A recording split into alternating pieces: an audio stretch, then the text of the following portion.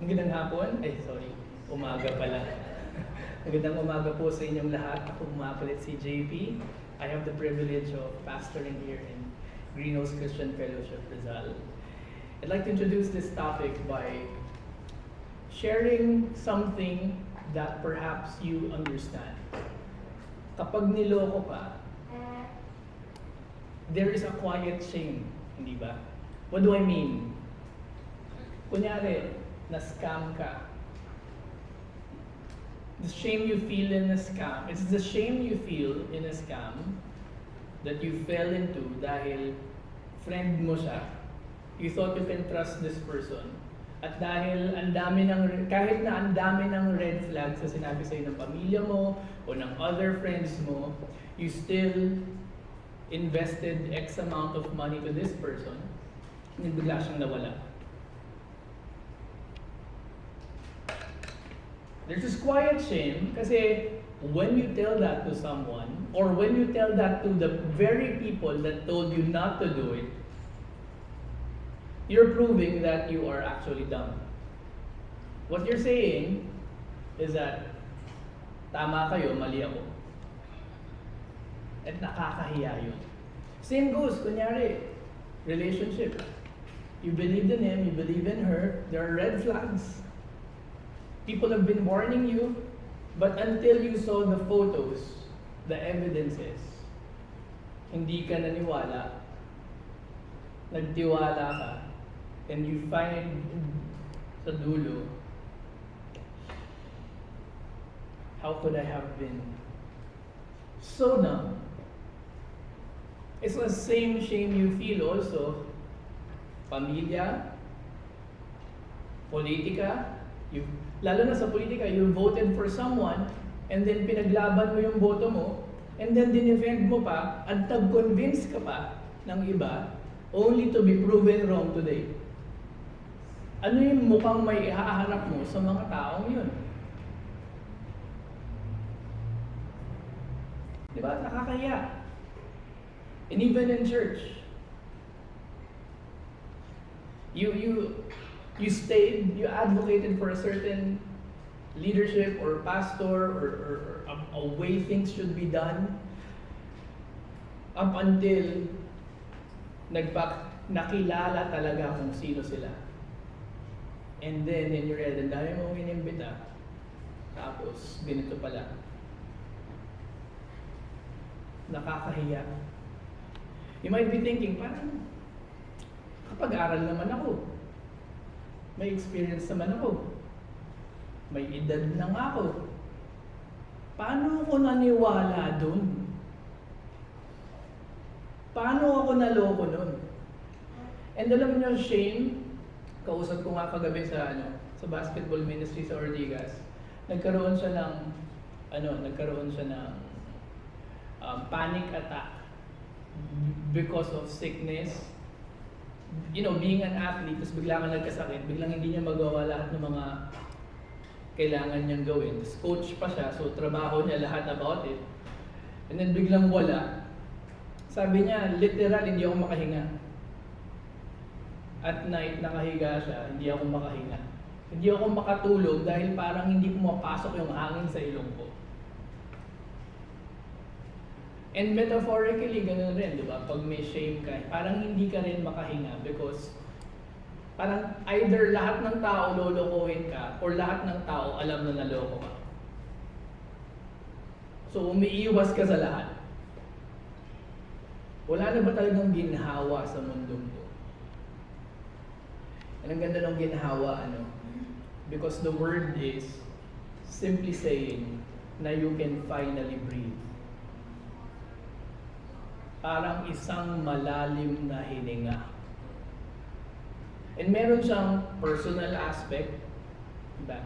Kailan ba ako magiginhawaan? Pero kapag Pilipino ang gumagamit ng term na to, usually it's in a bigger sense. Kailan ba giginhawa ang buhay natin?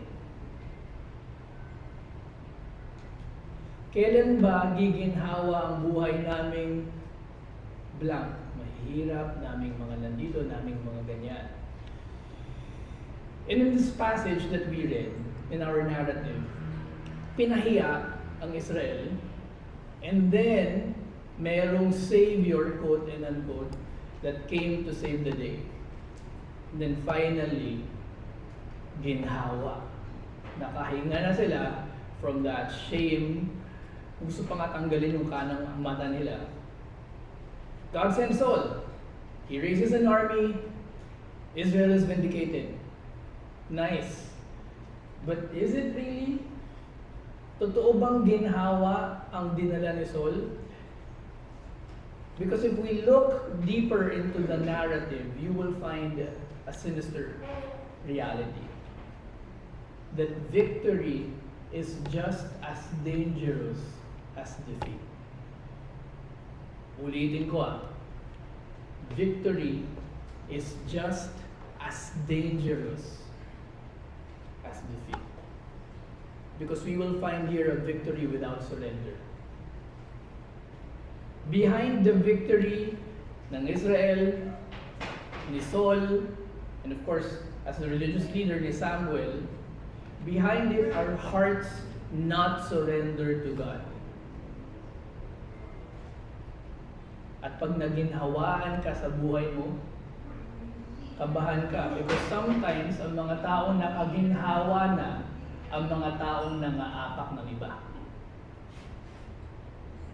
So don't miss the lesson here. To navigate us in understanding the passage, we can be separating the thought into three questions.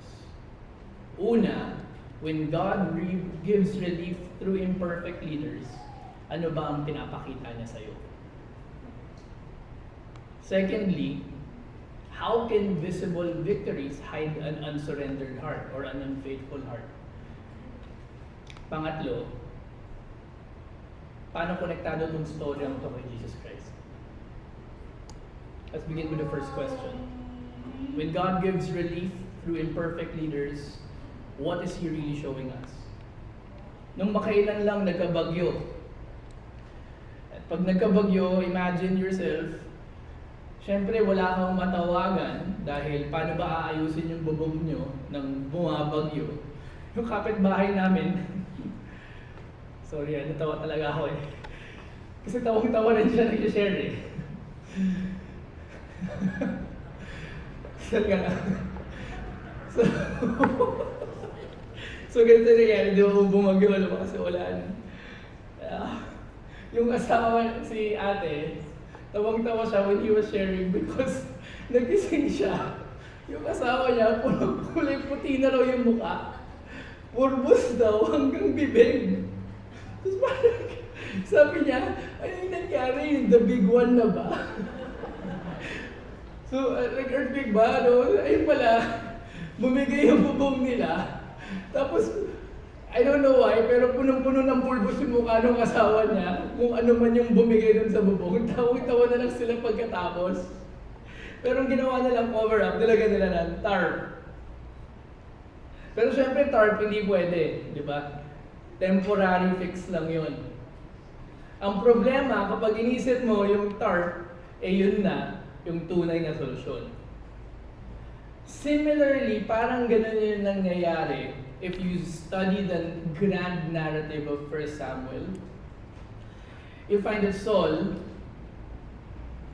is supposedly an immediate relief that God sends.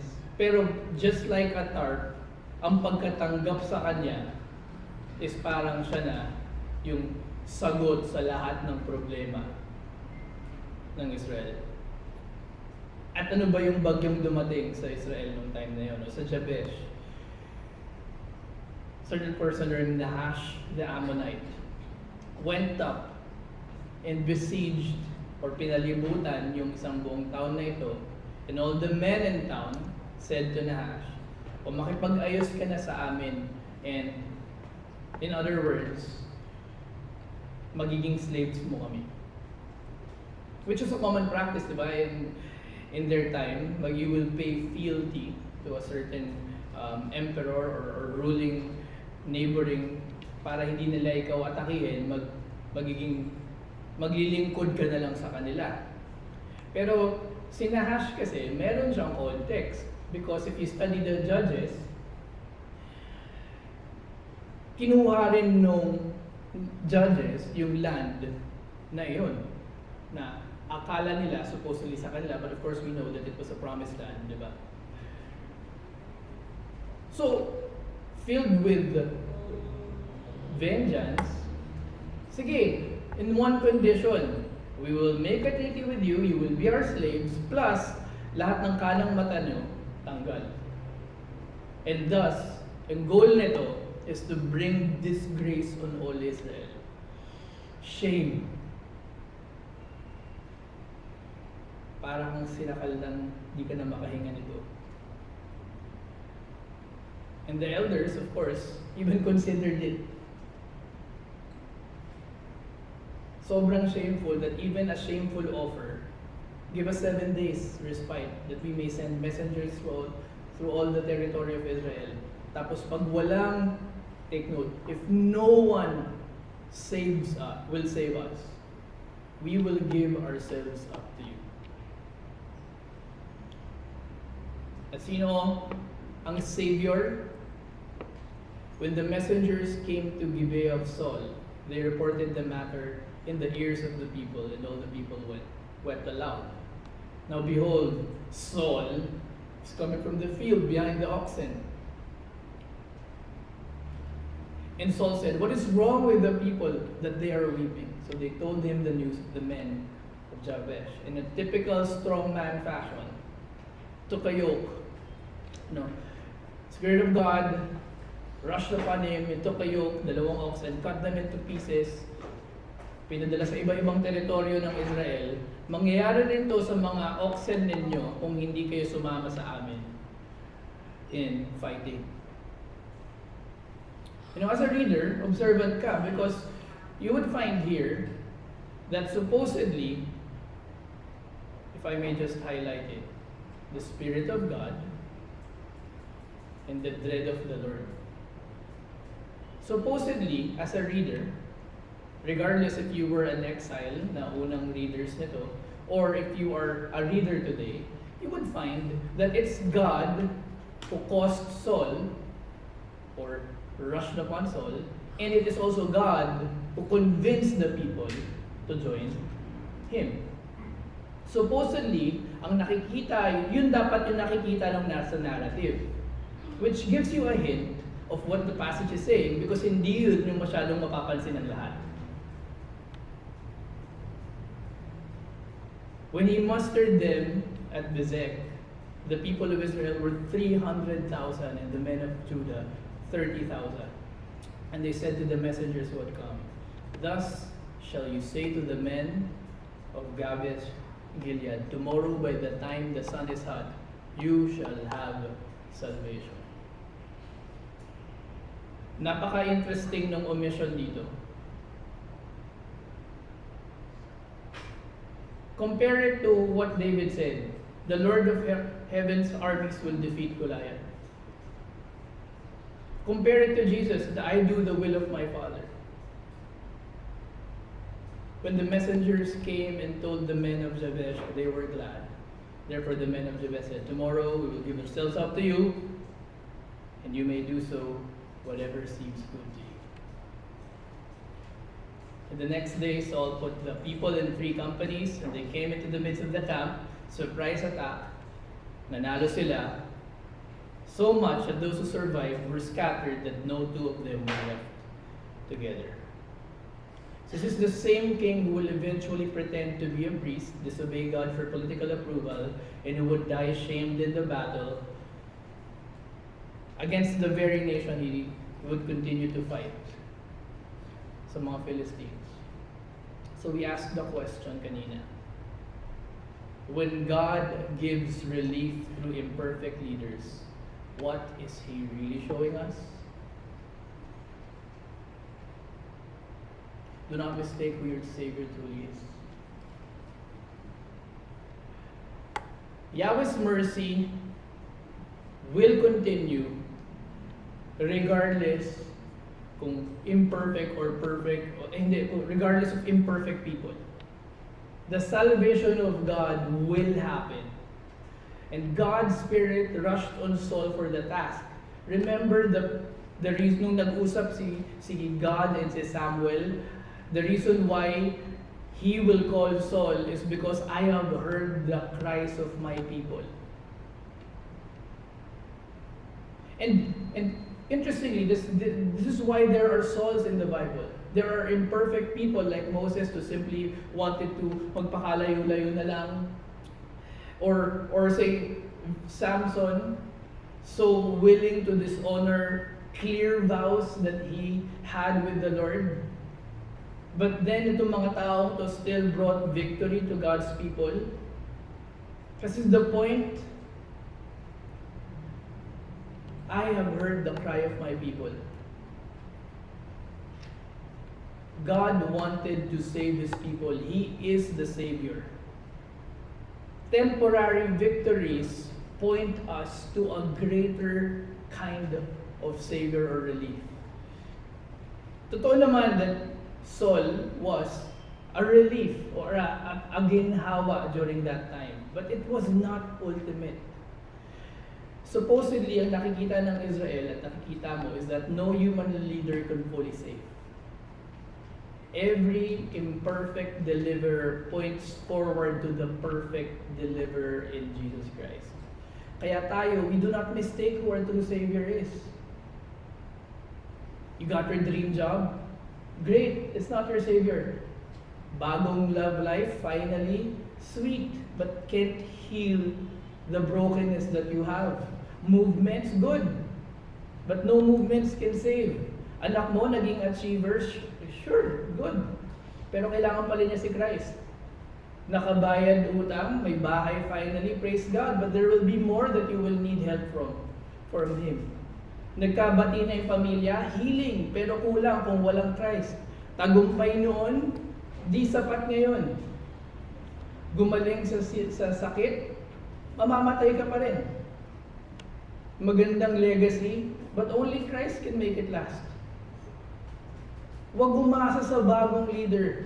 Disappointments remind, Jesus lang ang hindi magbibigo. Celebrate wins, but worship the giver. Ang makikita mo sa salvation is si Jesus Christ dapat. Yung ginhawa na dala ni Saul, totoo yun, but it's not enough. And it's hinting at dapat we take a second look then on such a victory. Because how can visible victories hide an unsurrendered heart? Ganito yan parang imagine a restaurant, nag-trending, huge buzz, opening night, ang daming vloggers na invited. And then syempre, ang ganda ng mga ipopost ng mga influencers na yun. At dahil doon, line stretch out first week, second week, third week, 4 week. Nagkaroon pa ng 4 weeks, 1 month. Nagkaroon pa ng, eto na ata yung next best thing. But behind the scenes, the kitchen, the chef, the managers, they all know that this is something they cannot sustain. One great night creates the illusion that the place will thrive forever until months later, they are in the same meeting room. Paano natin i-liquidate to? Saul's first victory was like that grand opening. It was God's mercy, but the crowd mistook it for proof that Saul's heart was strong and his reign would be faithful. The victory also exposed Israel. The victory exposed Samuel himself. Let me illustrate. Let me explain. Lumapit sila kay Samuel. Who is it that said, "Shall Saul reign over us? Bring the men that we may put them to death." Again, a literary silence from Samuel. And I'm saying that not simply because I add meaning to this, but even before, nung sinabi nila that they should have a king, clearly alam ni Samuel na hindi ganun ang patakaran ng Panginoon. And yet, he did not call them out. Perhaps because of moral ascendancy, dahil yung dalawang anak niya, hindi ganoon ka righteous. Or maybe, we can infer comfort. maybe in old age.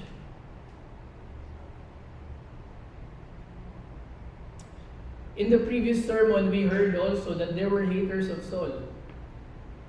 At gusto nang i-deal ngayon ng mga tao, yung mga haters na yun. Parang, but this is wrong. Israel is just as vengeful as the Ammonites. And the victory exposed it. Nakita niyo yun? Walang pinagkaiba yung galit nila. They are willing to shame people dahil ngayon naginhawaan na sila. Samuel was willing to keep quiet, remain silent. Saul steps in, hero of the moment, seemingly again doing the right thing, pero you have the benefit of hindsight. Of course, we will soon see wala naman tamang, this person's heart is not in the right place.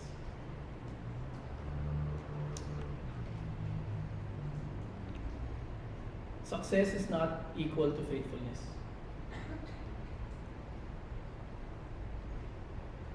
Actually, success creates a false signal of God's endorsement. Kaya nga tayo, we gravitate to big following even as Christians.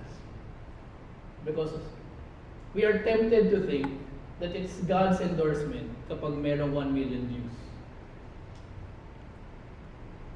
Pride can grow in the shadow of triumph.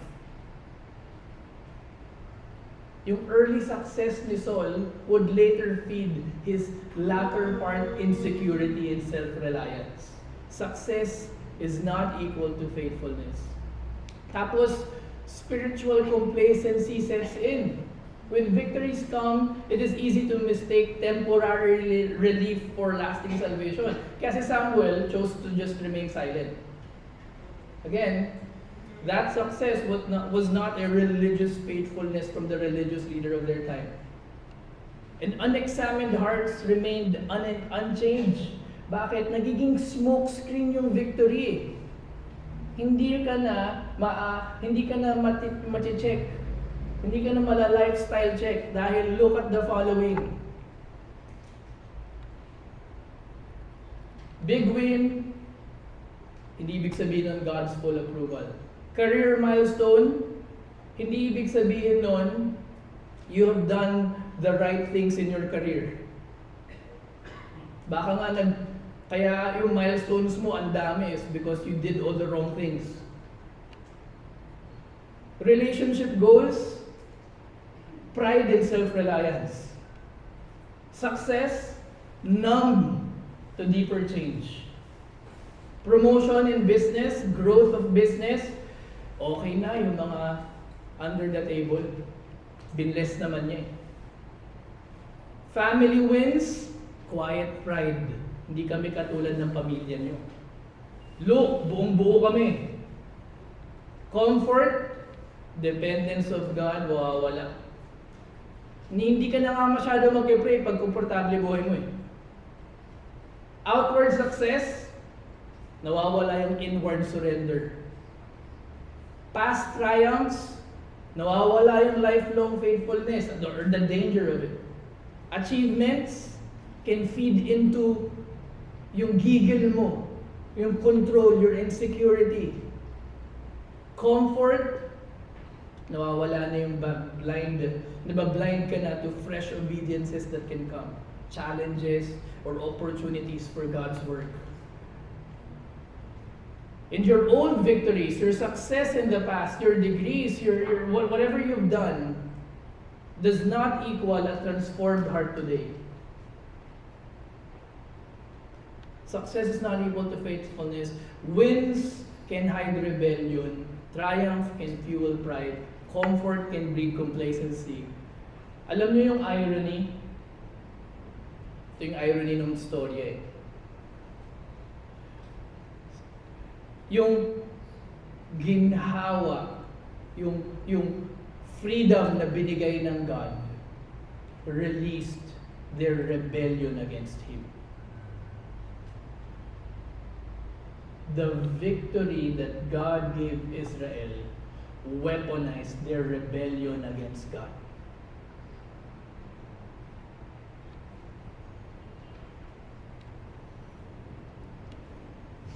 And it makes you wonder, are we doomed to keep being saved for a moment and disappointed in the end? Kasi lahat tayo ganito. Are you forever at the mercy of leaders, pastors, fathers, mothers, siblings, friends who turn out to be frauds that God uses for a season but never heals you for a lifetime? Or are you doomed to be someone who simply always preys on other people? This is how important that we see this narrative in the perspective of the gospel.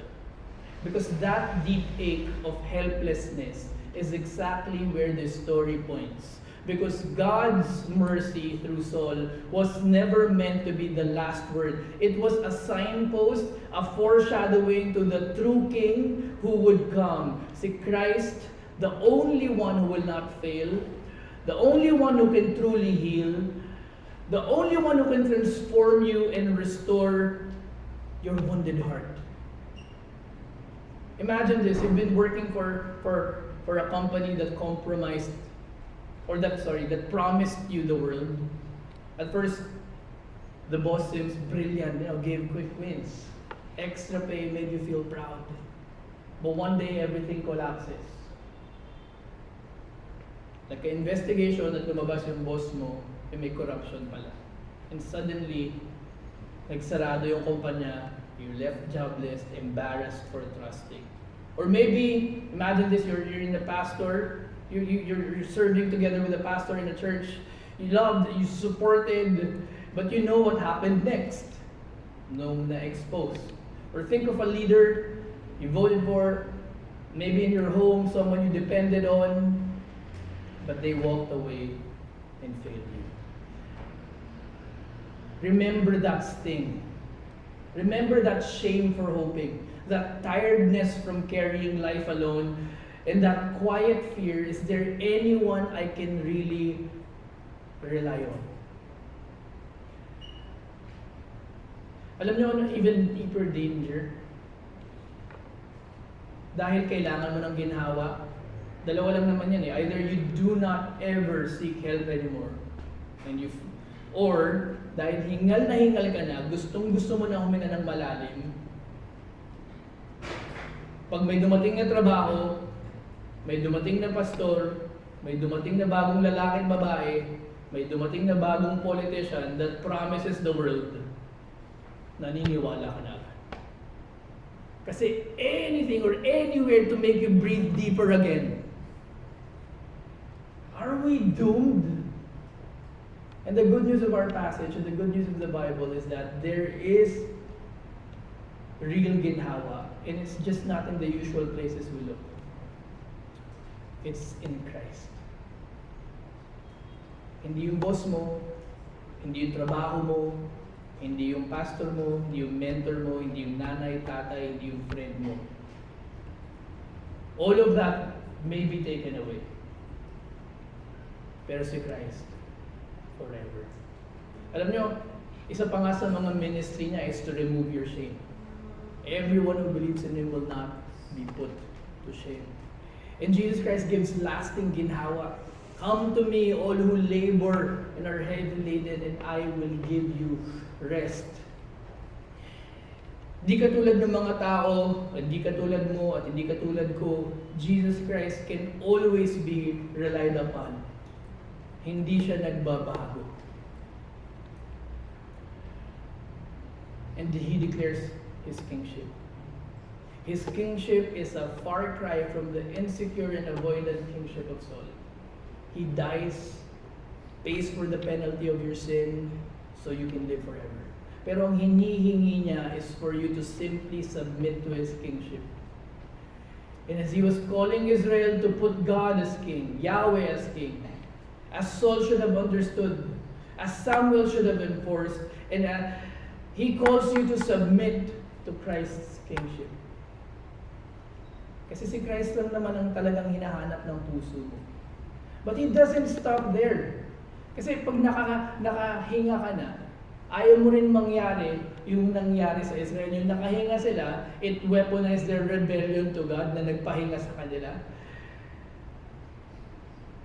Jesus rescues you to send you as well. Hindi ka lang niya kino-comfort, He even instills purpose. Biglang meron kang role bigger than this life. You are an ambassador for Christ. Of course, prayer, personal holiness matter, piety matters. But His kingdom advances as His people live out justice, truth, hands of relief for both spiritual and physical needs. Kumbaga, ikaw ang magiginhawaan ka niya, but ikaw rin ang God-sent na ginhawa sa iba-ibang lugar na nilalagay ka ng Panginoon. Alam niyo, sobrang ginhawa, breath of fresh air ng First Church. So much so that it found itself in satires ng first century. One satirist said, referring to Christians, this person whose name is Lucian, the poor wretches have convinced themselves that they are going to be immortal and live for all time. Matatawa sila nun. Which explains the contempt of death and voluntary self-devotion, which are so common among them. And then it was impressed on them by their original lawgiver that they're all brothers. From the moment they are converted and deny the gods of Greece and worship that crucified sophist and live under his laws, then take his words quite serious. Sineryoso nila yung pinakong yun, tawanan na naman siguro. And they despise all worldly goods alike and consider them common property. And here's the even funnier thing. So if merong manloloko na pumasok, a charlatan, a trickster comes among them, he quickly acquires sudden wealth by simply playing with their simplicity. Behind the satire is the truth. You know what we saw in the life when we studied the book of Acts. Diba? Ganito katindi yung impact ng First Church that even popular satires feature them. Sobrang outward, purposeful, at ginhawa sila where they are. In the background, as evil and as politically messy as today, it's your time to be that ginhawa where you are as well. Kasi Jesus rescues you, but also to send you. So it's time to be the cutter of gossips where you are. It's time to use your skills to lift the poor in ministries. It's time to post things, sure, but justice, spotlight on God. Minsan kasi when we post, we become the hero as well. It's like we're championing our name, or we are the hope that the world needs for this country. Hindi, si Christ.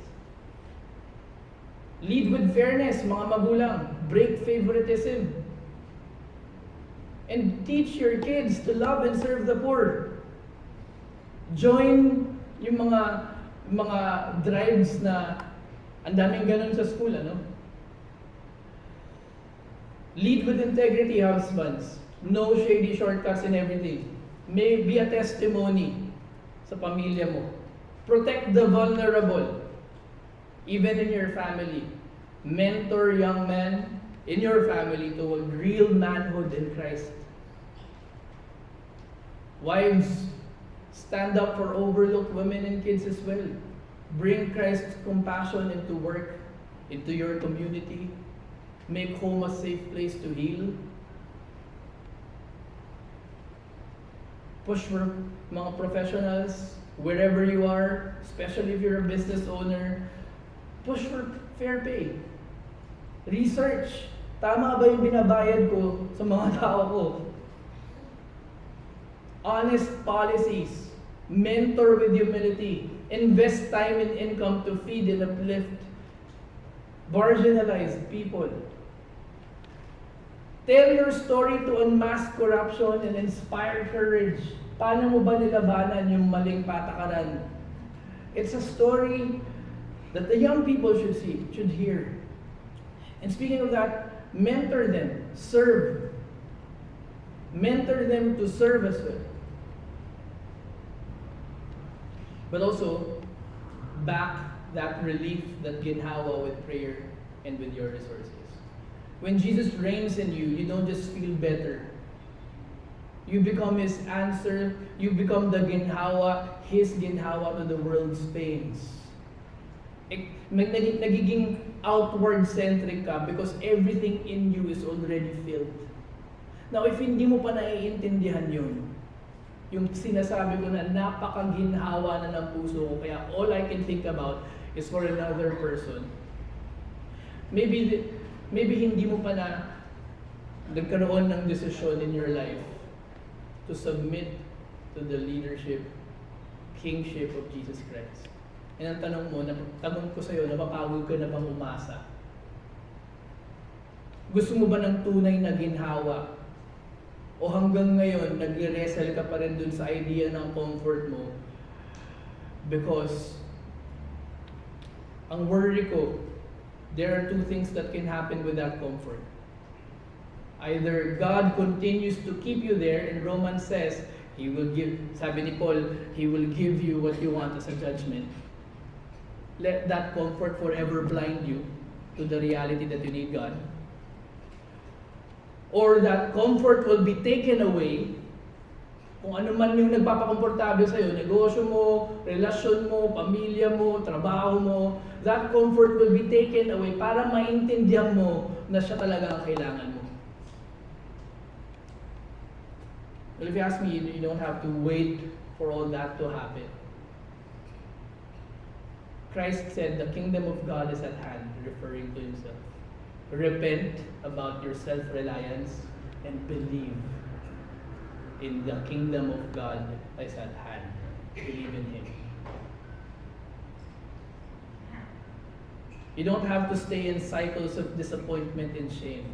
Your mind can totally be in a different headspace because you're no longer trying to reclaim your stature or your dignity. Nagbabago ang isip mo. Bigla ka na lang, I belong to a king who heals, and I know that other people need this king to heal as well, and lasting ginawa, and yun yung operating system ng utak mo bigla. And that happened to many here, that happened to me, and it happened to you with a simple prayer that says, Lord Jesus Christ, I declare you as king. Thank you for dying on the cross for my sins, and I surrender my life to you. And for many of us who are already followers of Christ, what if Jesus were not just your comfort, pero you've treated Him as such? But what if Jesus Christ is truly your King in every part of your life? Kasi He is. Imagine your family. If He ruled your speech, your forgiveness, your priorities, if Christ rules that, how would your family change? You're perhaps going to raise kids with courage and justice in their hearts. Not fear, not status, because they see that in you. Hindi ka naman concerned about that. Maybe husbands and wives, you would be healing wounds instead of passing them on to your children. Nakakahawa kasi yun eh. And for professionals, building workplaces of fairness and mercy, mentoring the next generation for some of us to live with integrity and hope. Imagine a church where Christ truly reigns. No pretension, no power games. Nakakapagod yun. But just surrendered hearts bringing ginhawa to the hurting. Imagine a country with Christians becoming salt and light. Defending the defenseless, feeding the hungry, confronting corruption, rebuilding what's broken. This is what happens when we stop treating Jesus Christ as a simple private comfort, and yet as King.